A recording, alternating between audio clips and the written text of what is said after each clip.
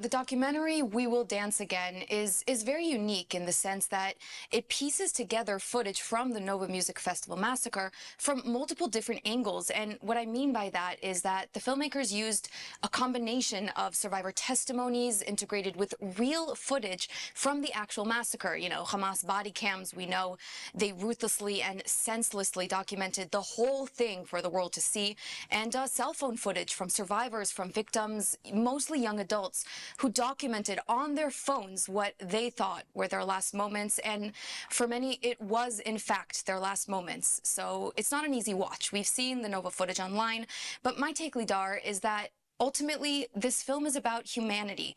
It's about the light that these Nova angels were trying to spread against this force of pure evil that infiltrated and murdered this light. You know, friends of mine who were murdered that day that were really just the most positive and warm people. And I do want to add that this threat of pure evil is not yet gone. So the head producer on this film, actually, Michal Weitz, her home is currently in rubble after her home was impacted by an Iranian ballistic missile, which is a very dark, full circle moment of the forces of evil actively and currently trying to eradicate the good that Israel is creating. 364 people were murdered that day. And of the 50 hostages that are still in captivity in Gaza, 15 of them were taken from the Nova Music Festival.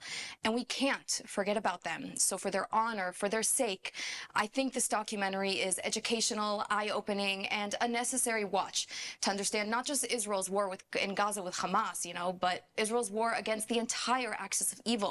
We're not going anywhere. And as the documentary perfectly captures, we will dance again. I promise you that.